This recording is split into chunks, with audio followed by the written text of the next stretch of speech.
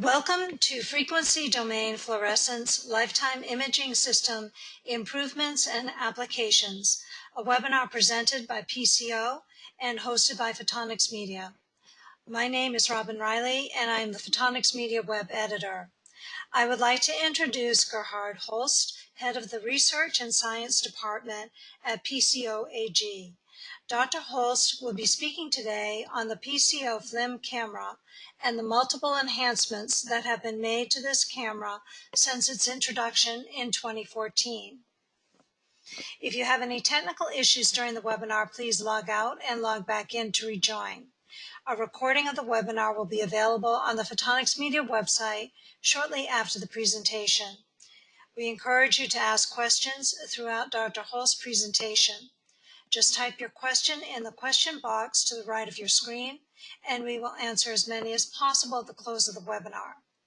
And with nothing further, I would like to introduce our speaker, Dr. Gerhard Holst. Welcome, Gerhard. Thank you, Robin, for the nice introduction. Good morning, ladies and gentlemen, for this seminar about improvements and applications of our frequency domain fluorescence lifetime imaging system.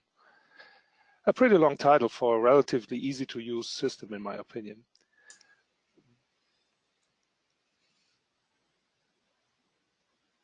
This slide provides an overview of what I would like to talk about in the next approximately 50 minutes. First of all, I would like to start with a short repetition of what frequency domain Flim with a camera system is about. Then I want to explain how we improved the Flim camera readout and the associated referencing. After that, I show and explain to you why we created our own laser light source for nanosecond Flim measurements. Further, I explain how we use the phasor plot feedback and explain the way how we improve dark field or background correction. For the special case of a rapid frequency domain Flim operation, I'd show how we suggest to do a proper symmetry correction, which is usually done by averaging with an additional inverse phase measurement. Finally, I want to show a variety of different applications to you to illustrate where the FD-Fluorescence system can be used for. But let's start with the repetition of the camera-based frequency domain Flim method. For this, I want to present you a short version of a tutorial that By the development of a novel, fast, modulatable CMOS image sensor, the QM-Flim2, the so-called frequency domain method became more attractive. In this frequency domain approach, the intensity of the excitation light is continuously modulated using sine or square waves. The modulation source is the camera, which provides modulation frequencies ranging from 5 kHz up to 40 MHz, as well as the signal for dark gating. Using a sinusoidal excitation waveform, the emission waveform is also a sinusoid with the same frequency. It is delayed in time and shows a decreased amplitude, a decreased constant component, and a decreased modulation depth. By comparison of the excitation and emission sinusoids, the time or phase shift can be determined. The phase angle, phi. Also, the excitation and emission amplitudes, A excitation and A emission, become clear. And the constant components, B excitation and B emission. These characteristic parameters can be determined by sampling and reconstructing the emission signal by a kind of half-wave integration measured at least 4 different phase angles. The first half-period integration is done at a phase angle of 0 degree, giving the image I1. Subsequently, the next half-period corresponds to a phase angle of 180 degree, resulting in image I3. If then the onset of the camera integration is shifted by 90 degree and the detection is repeated, the first integrated image I2 will correspond to a phase angle of 90 degree, while the fourth image I4 represents a phase angle of 270 degree. By repeating these integrations during a given exposure time, a sufficient amount of light can be captured to obtain a better signal. Finally, a sine curve is fitted into the measured values in the images I1 to I4 for each pixel. This sine curve provides the phase angle phi, the amplitude A emission, and the constant component B emission, which are used to determine the corresponding fluorescence lifetime values. These lifetime images extend the information obtained by common intensity images. The reconstruction of the emission signal by means of half-wave integration requires a fast modulatable image sensor. This is where the modulatable high-frequency sensor QM-Flim2 comes into play. It was developed by CSEM and PCO from 2007 to 2012. In this unique image sensor, each of the 1008 times 1008 pixels has two charge collection areas, tap A and tap B. An externally applied two-level modulation signal controls whether the generated charge carriers pass through tap A or tap B. By modulating the excitation light and the image sensor at the same frequency, specific phase shifts can be measured in each pixel. At phase 0, tap A is active. All charge carriers are collected in charge bucket A. This is image I1. At phase 180, tap B is active, and all charge carriers go to charge bucket B, resulting in image I3. This kind of charge swing enables the simultaneous record of I1 and I3 in the same camera exposure, creating a double image. The image sensor modulation is shifted relative to the excitation light. Then, a measurement is performed at a phase angle of 90 degrees. The charge carriers collected in tap A create image I2. Tap B samples the information at a phase angle of 270 degrees, creating image I4. At a maximum modulation frequency of 40 MHz, minimum half-period integration intervals of 12.5 nanoseconds can be achieved. Okay, Gerhard, we'll go back to your screen.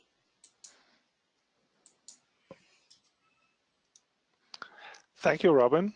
So now I'm back in charge of the webinar.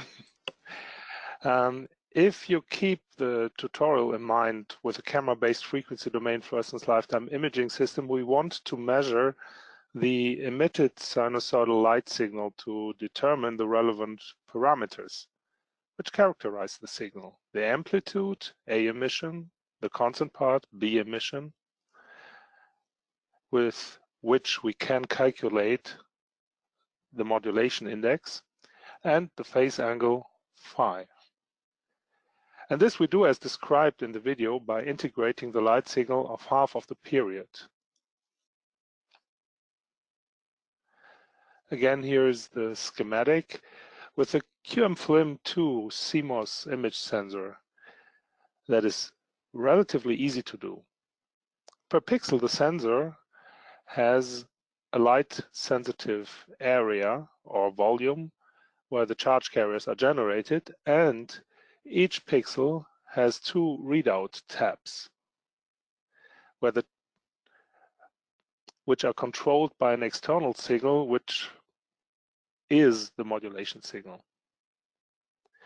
This two-half period integration is then repeated with a different phase angle offset to measure a different phase angle position. By this, 4 integration result values are generated, which are used to reconstruct the sinus signal. From that reconstruction, we get the values that we are looking for: the amplitude, A emission, constant part, B emission, and phase angle phi. Unfortunately, the symmetry of the tabs A and B is not perfect, and this imperfection can generate additional noise in the image. But in a normal lifetime measurement, this can be solved easily by repeating the measurement with an inverse phase angle, as shown in the next slide. With the additional measurement down here, the asymmetry is cancelled out by averaging of the corresponding phase angle values. But this comes at a cost. It reduces, unfortunately, the maximum frame rate by 50%.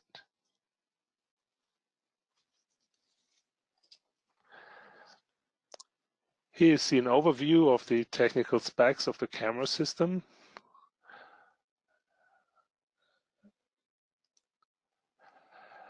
The camera has a resolution of 1008 by 1008 pixels with a 5.6 micrometer pitch. It records 45 double images per second, which makes 90 images, but I prefer to call it 45 double images because it's at a rate of 45 images.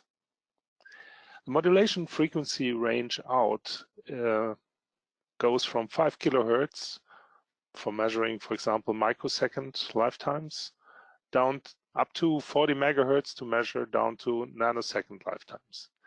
It also can accept the external modulation frequency range from 500 kilohertz to 40 megahertz. The quantum efficiency of 39% is not overwhelming, but it's pretty good for a CMOS sensor. It's not exactly scientific CMOS, but for this purpose, it's the best we can achieve. It has a dynamic of 10-bit and a readout noise between 14 electrons and 18 electrons out. The available exposure or shutter times are from 1 millisecond to 2 seconds. Above 2 seconds, the dark current induced noise is too large. It's cooled with a delta of 30 degrees centigrade. Therefore, we achieve a temperature of 5 degrees centigrade of the sensor, which is pretty good for a lot of types of different applications. The power consumption assumes to be 60 watt. If we add to this camera system a proper modulatable light source for excitation, we can easily describe the structure or experimental setup of a frequency domain film system, which is shown in the next slide. Let's take the example of a microscope-based film measurement. We have the PCO Flim camera, which sends out a modulation signal and a so-called dark gate signal, which switches off the excitation light during readout of the images. Both signals are fed to an appropriate light source, which can use and handle the signals. The light then is coupled into an FD-Fluorescence light input of an inverted microscope, for example, here with a liquid light guide.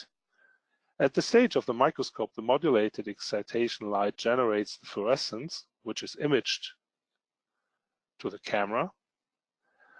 The raw images with the integration results are transferred to the controlling computer with its software, which handles the camera control, the image processing, and storage.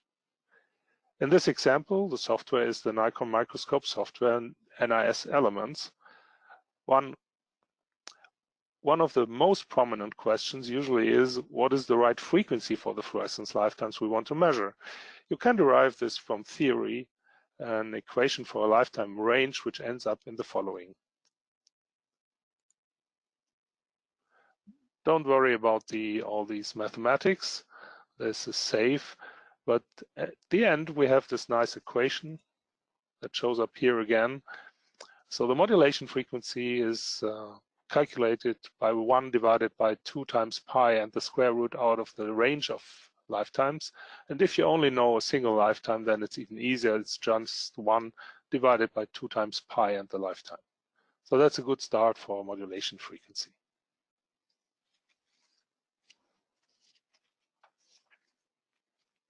Further, you need to do a reference measurement to figure out what the offset of your optical system is, because when you switch on, you usually don't know where the 0 position is of your signal.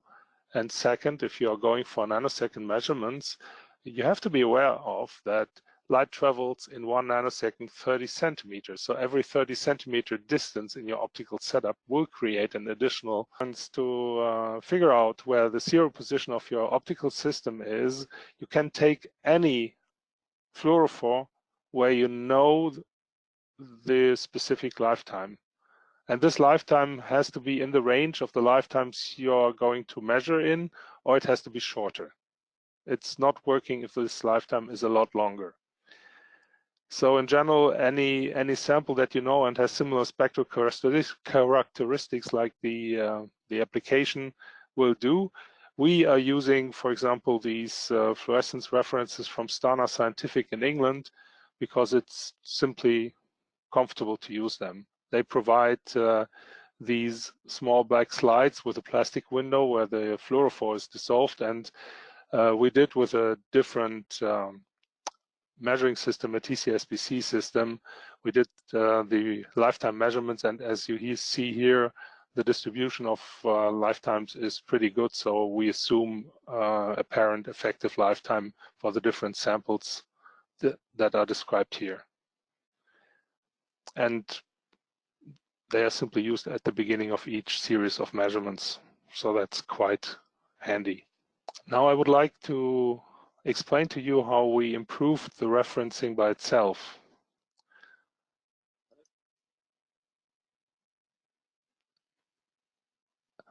The colored dots show the measuring results of modulation index and phase angle at 30 megahertz of our reference fluorophore, which had a lifetime of 3.7 nanosecond at various fluorescence intensities. The results could be expected as a flat line parallel to the x-axis, but unfortunately they are not. Fortunately, it's possible to measure that behavior and calculate correction coefficients, which can be used for correction. The curves through the data points show the result of the fitting process.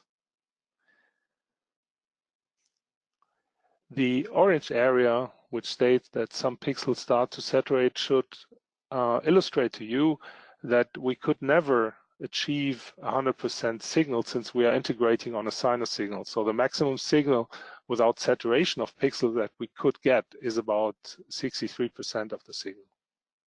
Just to remind you to that.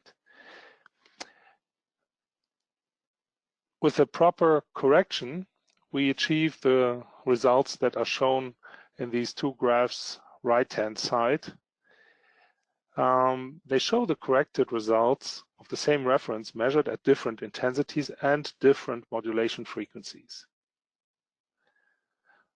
So up there are the modulation index-based reference lifetimes, and down here are the phase angle-based lifetimes. And by the standard deviations, you can see at the different intensities the precision we can achieve with such a measurement. So precision is plus minus 100 to 200 picoseconds in general. Some years ago, we started with a nice but unfortunately a bit complicated optical setup of a laser light source, despeckling unit, and a universal optical in-coupling for all microscopes. With some additional investigations, we were able to replace the system by an easier and fortunately more cost-effective one. And I would like to explain how we proved that. So here you see the original Flim measurement with a laser coupled with a monomode fiber into the despeckling unit and the optical imaging optics connected to the microscope. So when the despeckler was switched on, you got this fluorescence intensity image of these Higgs cells, which were expressing a Fred pair of indicators. If the despeckling was switched off, usually the interference patterns caused by a coherent laser light source are visible. You see this here. Now, if the optical setup with the despeckler and the monomode fiber is replaced simply by a liquid light guide, we get similar results like the despeckling on, with a much easier and simpler solution. But this is only intensity. So is the same result true for the lifetime measurements? Again, in this display, you see the color-coded distribution of phase angle-based lifetimes for the case of the despeckler switched on and despeckler switched off. Even in the phase angle, you see the influence of the speckles because they are not time-wise not stable. They are fluctuating. If I repeat the same measurement with the liquid light guide connection, you get this result, which is pretty much the same like the despeckler being on. Instead of showing a similar result for the modulation index-based lifetime, we can have a look at the corresponding phasor plot, where both values of each pixel, the modulation index and the phase angle, are used to create a vector in a Nyquist plot, which is in fluorescence applications usually called a phasor plot. Same measurement, different display of the same results, now with a phasor plot, and you can spot out the differences with D-spector off and on, and again the liquid light guide gives the same result like D-spector on.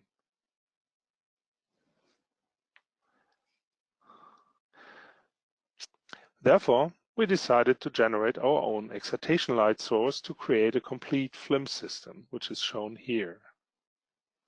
This is the PCO Flim Laser,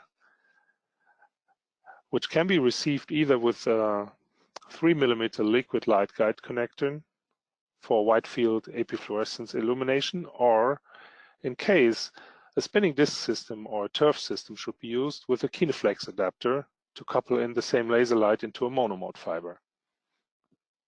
It's also fortunately possible to exchange the adapters afterwards. The laser has all trigger inputs and gates inputs, and it is equipped with all relevant safety shutters and features. The following schemes show how it can be connected to the PCO Flim camera system with its different operational modes. For single images, when the excitation light should stay on when the camera is not recording for scanning the samples with your eyes through the oculus, the modulation signal of the camera is fed to the digital input of the laser. And the dark gate signal is connected to the laser enable. In case you want to do a time-lapse measurement or you don't like the laser to be on while the camera is not recording, you might want to use the breakout cable, which is provided with the camera, and connect the exposure out to the laser enable. With this setup, the light only is on if the camera is recording or in preview or fine state. This in turn means if you want to investigate the sample with your eyes behind the oculus, you will have to set the camera in preview mode to switch on the light, and you will have to live with a flickering excitation light because the camera will always switch off the light for image readout. We use for that purpose the easy-to-use control software of the OEM manufacturer of our light source to adjust all parameters.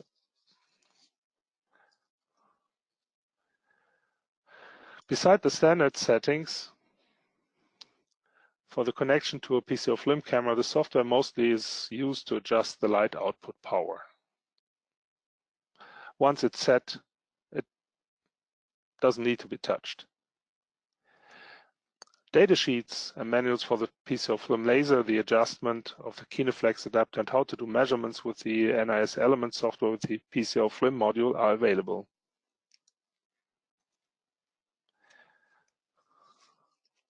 The next slide with its movie shows how the phasor plot feedback is used when you have done a reference measurement. Here you see the situation of a measurement of some hex cells that were expressing a fret pair of dyes. In the phasor plot window, you see the result of these hex cells fret measurement. From the intensity image, it's obvious that a large area in the image doesn't contain information. You see here the black spots between the cells. Nevertheless, the software tries to determine phase angular modulation index for values for these positions. The difference is that the intensity values of the pixels at positions between the cells are relatively small. Therefore, in the phasor plot window, you can change a level called minimum intensity to suppress the display of any pixels, and this is the start of the movie then.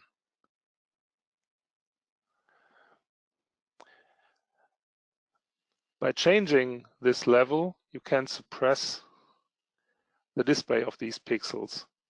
They are not removed, but simply not displayed. And you see that also the noise color informations in the result images are removed, and the three distinct areas in the phasor plot are appearing. If you activate the intensity image, you can then play around with the lookup table to get a proper adjustment of the brightness. And then if highlight is activated, you can use the phasor plot with these ellipse or circles, which are used as a probe, because the phasor plot information is related to the pixels in the original images. So now every pixel within that green circle is painted green, if there is any. And so this is a long lifetime cell with a lifetime above 2 nanoseconds, because the parameter on the unity circle of the phasor plot is the lifetime. The red circle can be used to indicate where the short or the medium type of lifetimes are. And if you keep in mind that short lifetime with a FRET experiment means a high FRET efficiency, while a long lifetime means either a low FRET efficiency or no FRET, this gives you some information about which cells in your image show FRET and how much. You can switch that off and highlight again, and you get the same information if you have a look to the phase lifetime image, which is color-coded in the range of, I think this is now 500 picosecond up to 3.5 nanosecond. And now with pointing the cursor on the image, you can read out below the image the value of the nanosecond lifetime. And you see it is exactly the same like the phasor feedback. It's simply a different way of looking at it. What you can do further to get an information about the structure that is behind these lifetime values, you can switch on the intensity modulation display. Then the fluorescence intensity is used to weight the brightness of the color of the false color coding of these lifetimes. So there are different possibilities of getting the information of your cell experiment out. If I remove or put the level down, then again, more maybe noisy signals are popping up in the images.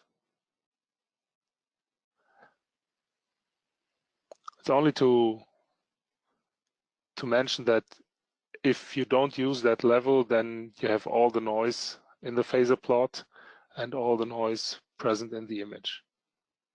By using that level, the more relevant distribution of lifetimes is popping up and becoming clearer in the phasor plot.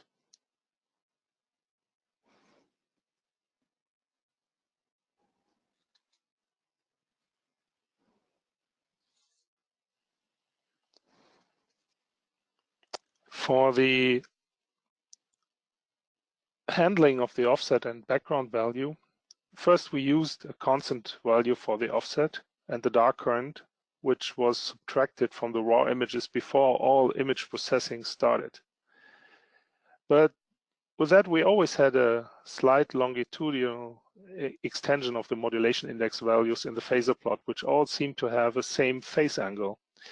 We figured out by a lot of test measurements that all tabs have a slightly different offset. Therefore, we developed a proper procedure to measure the dark field or background, which has been integrated into the PCO Flim module of the NIS element software. Here you see the phasor plot where we simply subtracted a constant offset value, and this distribution of modulation index values reflects this artificial or longitudinal extension. With the pixel and tab-wise subtraction of the background value, we got an improvement in that. In the corresponding phase angle-based lifetime images, we don't see a difference, clearly because all these even smaller modulation index values have the same phase angle. But in the corresponding modulation index-based lifetime distributions, you see an improvement. So this has been integrated, and it's camera related, or better to say image sensor related, and it only has to be done once in half a year maybe.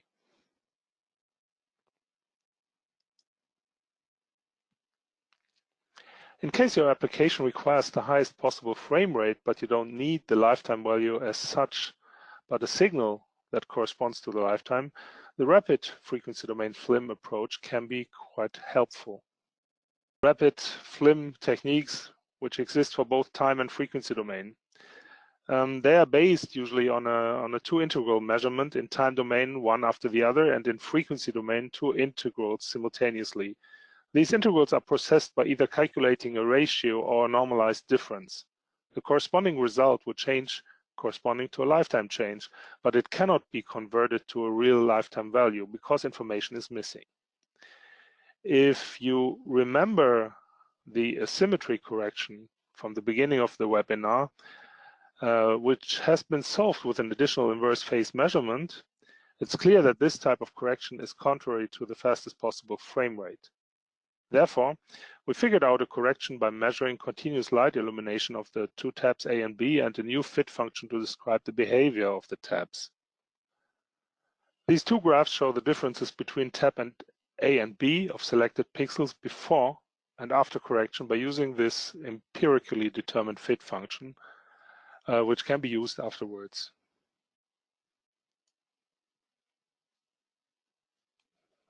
And these two images show the improvement that we achieved, and they show the normalized difference. In the left images, it looks a lot more noisy because this was before the correction, and the same values after correction resemble much more the reality that has been measured.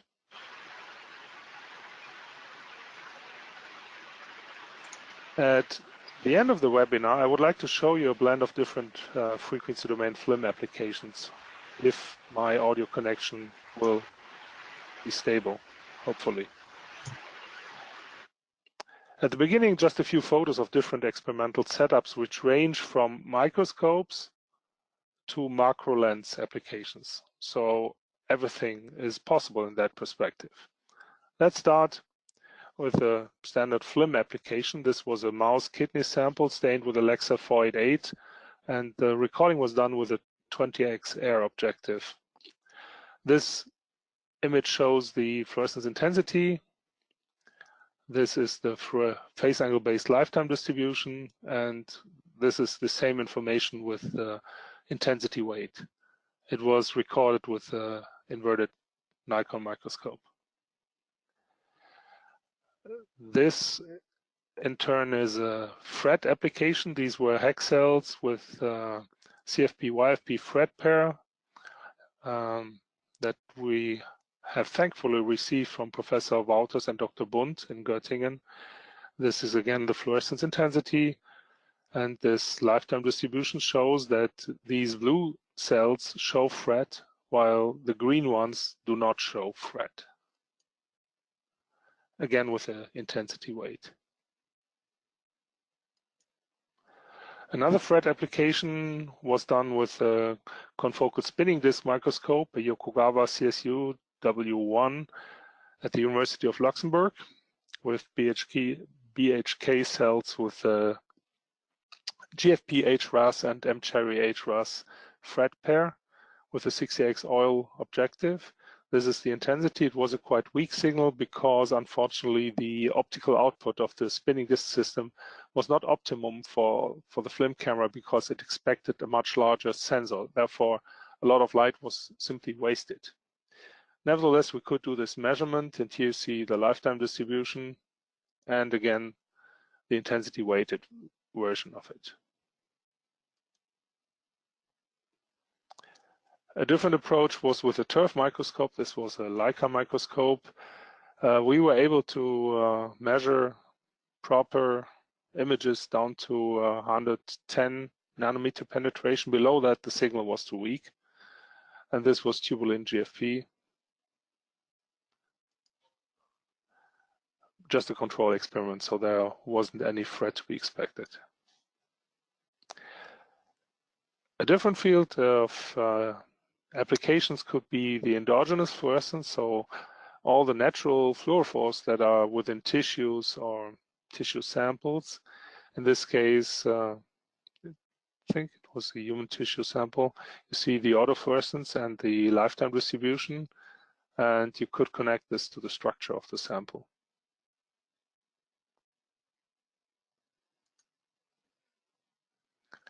Maybe an interesting technical application is the separation or differentiation of microplastic. This was just an occasional setup. We received a lab air filter with microplastic particles. This was recorded with a 20x objective. This is the fluorescence intensity of this filter paper plus particles. This is the lifetime distribution. And here you see the phasor plot as well, and you see a broad range of different lifetimes. And together with the University of Rosenheim, we performed a lot more measurements of single different plastics, ranging from PVC to PET to PP whatsoever, and they all show a very much different lifetime. And therefore, these guys there at the university think it could be used for early detection of microplastic in water or in food. Could be a very interesting application, in my opinion. This shows a publication that has been done, a comparison of an old time domain film system versus the new frequency domain-based camera system. And this is about the measurement of oxygen in marine environment.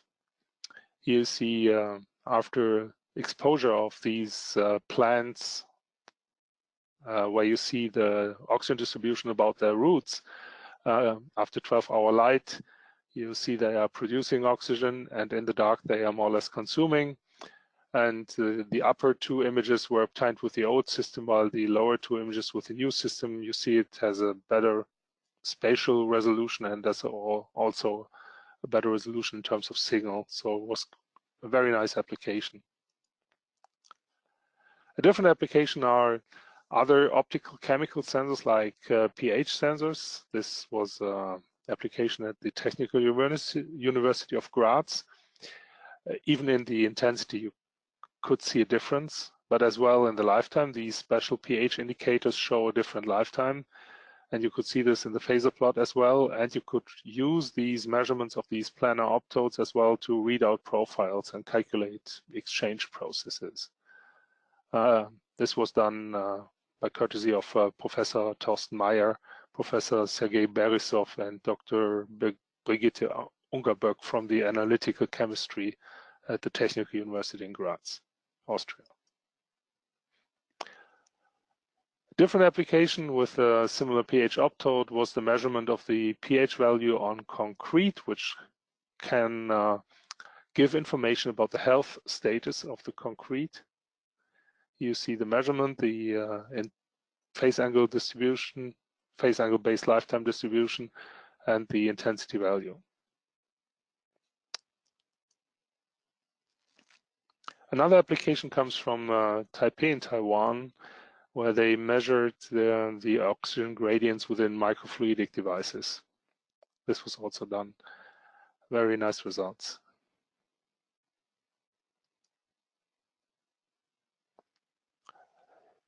As the range of the modulation frequency is quite large, you can also do phosphorescence. In this case, the measurement of interest was the measurement of 5-ALA, which is injected before brain tumor surgery.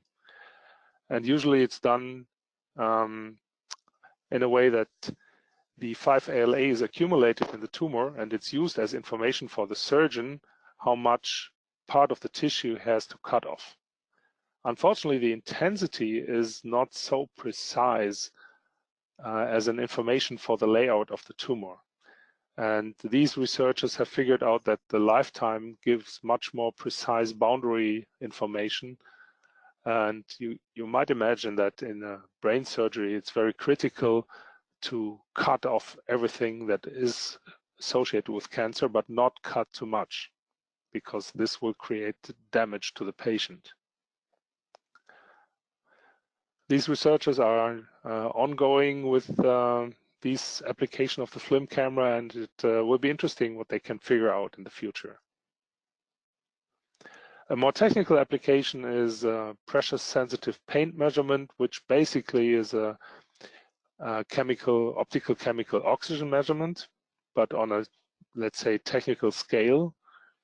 And there people used the camera, evaluated it, and compared and created results in wind tunnel, where they do measure the oxygen partial pressure on the surface of models that are exposed to a higher airflow in the wind tunnel.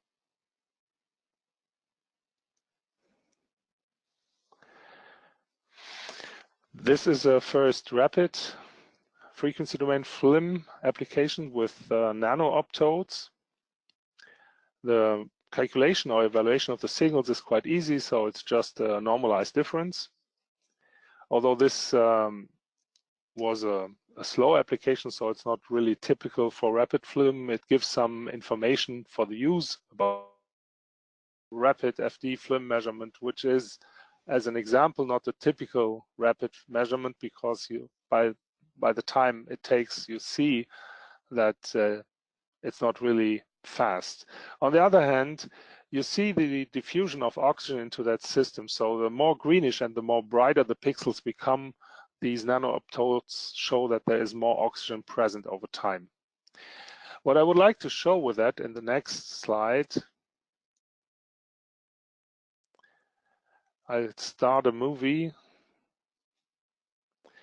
You see now on the right-hand side the fluorescence intensity, and you see the brownish movement of the particles within the water column vertical-wise. But you don't see this in the rapid Flim readout, because this goes with the lifetime, and the lifetime is the indicator of the oxygen concentration, which means that although these particles are moving vertically, there's no vertical change of oxygen. Only in these small patches above or near to the water level, there you see oxygen moves, and this corresponds to the movement in the intensity as well. But the vertical movement seen here is not reflected by the lifetime measurement. If you would now read this out with a time domain rapid lifetime measurement, you will have artifacts, because you will record one after the other image, and therefore all the pixel informations are not at the same spot. With the rapid frequency domain Flim, due to the modulation of the charge swing, we are virtually recording at the same time, so you don't get these motion artifacts.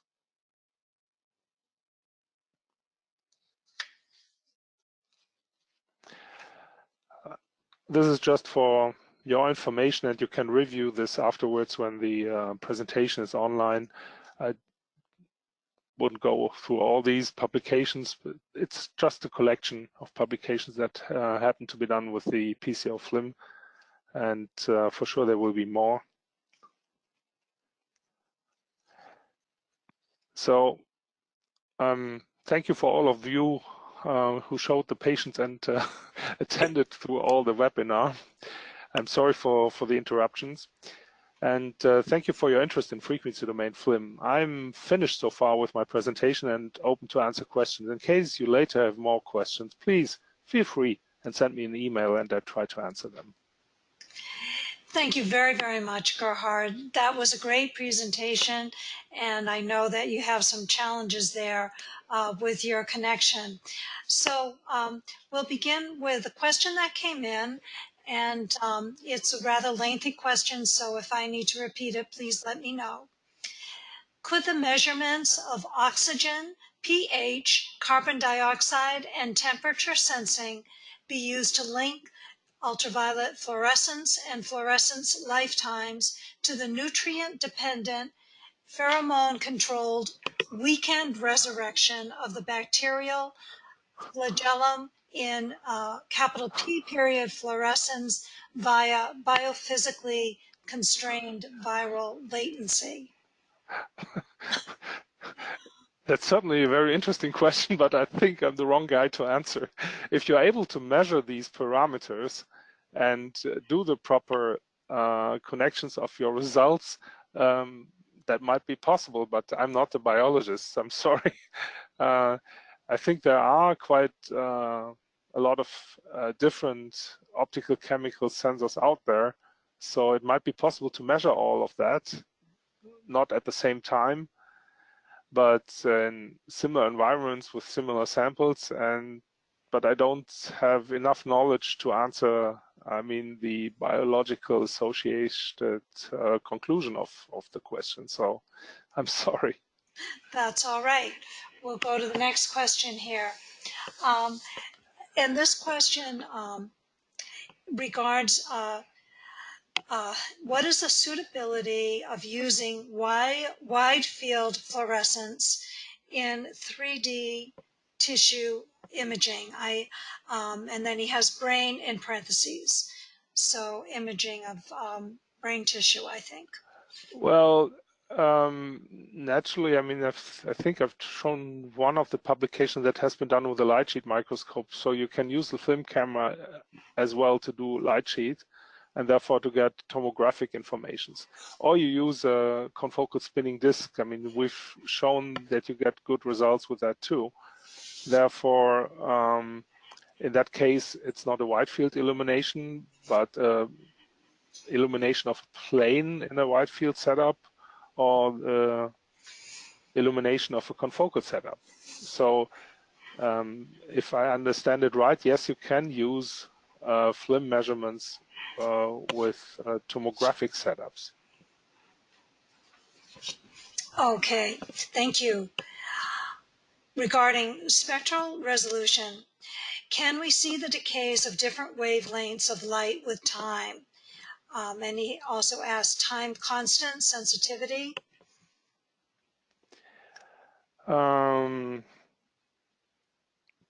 Sure, but maybe not at the same time, because if you're measuring at one frequency, you assume only one lifetime. If you want to get more information, then you will need to repeat the experiment at a different modulation frequency. The rest is optical. So whatever you select in terms of spectral emission is possible. So it doesn't matter whether the emission is in the blue, in the green, or in the red. The only limitation is the signal to noise ratio. So if there isn't enough signal, it's difficult. So if you have very weak samples, or if you want to use very narrow bandwidth of a bandpass filter for the emission, it might be a problem. Okay, thank you. Do you plan any modulator laser combiners in the future? Can be done. We've talked to our manufacturer, so they sell combiners. And we've already used one occasion to use them with our modulation. So in principle, it's done. It's not yet on the website. It depends a little bit on request. Oh, technically, it's possible. Thank you. Can FLIM be used to view indium tin oxide coatings? Unfortunately, I have no idea of the signal and the lifetime of these coatings. Principally, I would say yes. If the signal is large enough, it can be used. But unfortunately, I have no experience for that application. Are single frequencies or multiple, and in parentheses they have parallel, comma harmonic. Are single frequencies or multiple frequencies employed for imaging? Is either mode selectable? At the moment, with the software that we have, we only support single frequency applications. In principle, it's possible, but then the bracketing and correction becomes a bit more complex. It's not yet offered as a feature. In principle, it's possible. Thank you. Once the system is configured, could it be used for remote sensing?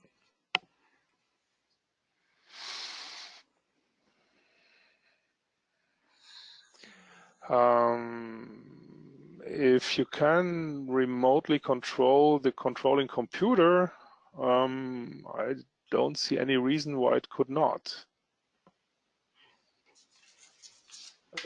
Depends on the environmental conditions. I mean, for example, if you put the system in the sunshine of a desert, no. I mean, if the environmental conditions are okay, I don't see any reason why it could not be remotely operated. Maybe it turns down to more explain what the person understands with remote control. Because if there is a possibility of remote control of the computer, I don't see a problem.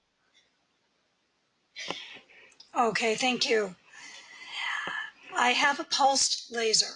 Can I use it with your FLIM system? Yes and no. Usually the pulsed lasers have short pulses at a certain repetition rate, and you don't get enough light into your applications. So therefore, the pulsed lasers are used for different type of time domain applications. You get more light if you use a modulatable laser. And you have both options of using the sinusoidal or the square wave modulations. Therefore, I wouldn't use a pulse laser, but I would not say no that it cannot be used. Okay, thank you. Next question. I am interested in application of FLIM in photosynthesis and plant stress research. Are there advantages? Could it be used for that? As far as I know, it can be used. The only limitation is that with the camera system and the conditions, it will be difficult to use it under bright light conditions. So the camera expects it to be dark around the measurement. Otherwise, the 10-bit dynamic might not be enough, because that's in general a problem that we face if people ask for lock-in applications. It is a lock-in camera, but many of these applications tend to be a small signal on a high background, and there the 10-bit might not be enough. Okay, thank you. Is improved performance desired? We are interested in adding adaptive optics to increase resolution and contrast. In my opinion, improved performance is always desired, so yes. Okay. Next question here. I am interested in knowing FLIM's application in environmental protection.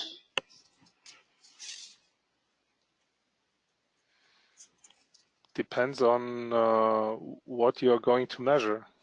I mean, if the lifetime of autofluorescence of a plant, or if you're looking for microplastic or whatsoever, I mean, if there's any value of this parameter fluorescence lifetime, and if it can be detected under the conditions you are going for, yes.